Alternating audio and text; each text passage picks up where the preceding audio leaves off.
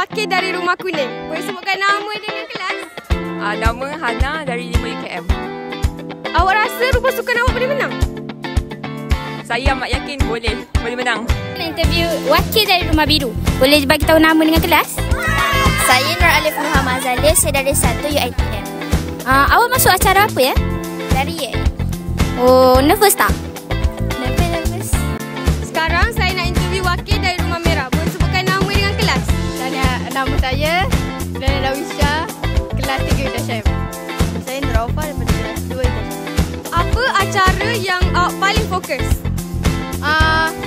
Lompat jauh, lari lompat pagar. Dari situ je lah. Awak? Wanita desa 100 meter.